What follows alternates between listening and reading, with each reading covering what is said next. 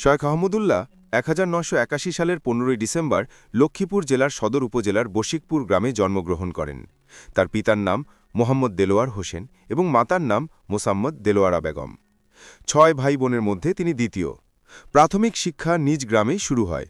এরপর তিনি কওমি মাদ্রাসায় ভর্তি হন এবং দেশের বিভিন্ন মাদ্রাসায় কয়েক বছর পড়াশোনার পর বাংলাদেশের অন্যতম বৃহৎ ইসলামী শিক্ষা প্রতিষ্ঠান আল জামিয়াত উল আহলিয়া দার উল উলুম মঈনুল ইসলাম হাটহাজারী থেকে দাওরায়ে হাদিস অর্থাৎ স্নাতকোত্তর সমতুল্য সম্পন্ন করেন।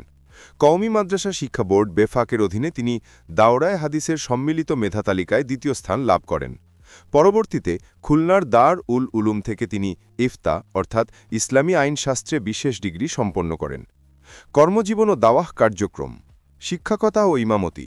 শিক্ষাজীবন শেষে তিনি ২০০৩ সালে মিরপুরের দারুর রাশাদ কওমি মাদ্রাসা শিক্ষক হিসেবে যোগ দেন এবং পার্শ্ববর্তী বায়তুল ফালাহ জামে মসজিদের ইমাম ও খতিবের দায়িত্ব পালন করেন। মধ্যপ্রাচ্যে দাওয়া। ২০০৯ সালে তিনি সৌদি আরবে গমন করেন এবং সেখানে ১০ বছর ধরে ধর্ম মন্ত্রণালয়ের অধীনে ওয়েস্ট দাম্মাম ইসলামী দাওয়া সেন্টারে অনুবাদক ও দায়ী অর্থাৎ প্রচারকের দায়িত্ব পালন করেন। বাংলাদেশে প্রত্যাবর্তন। ইসলামী গবেষক ড খন্দকার আব্দুল জাহাঙ্গীরের পরামর্শে তিনি দেশে ফিরে আসেন। আস সুন্নাহ ফাউন্ডেশন।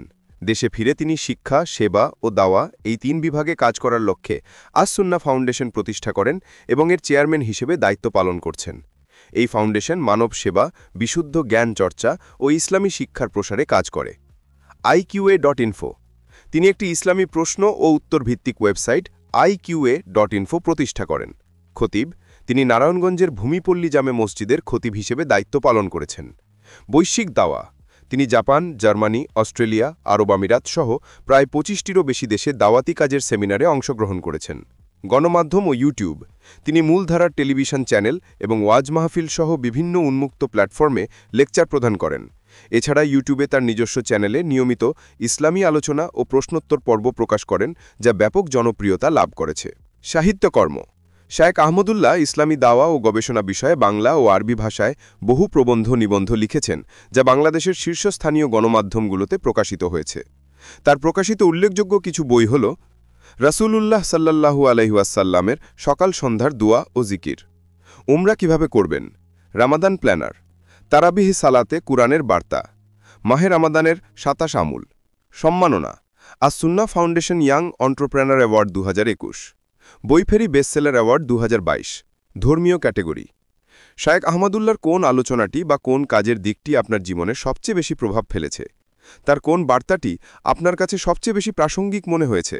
কমেন্টে জানাতে ভুলবেন না, কারণ আপনার চিন্তা আমাদের সবার জন্য গুরুত্বপূর্ণ। ভালো থাকুন, জ্ঞান অর্জন করতে থাকুন। দেখা হবে পরের ভিডিওতে।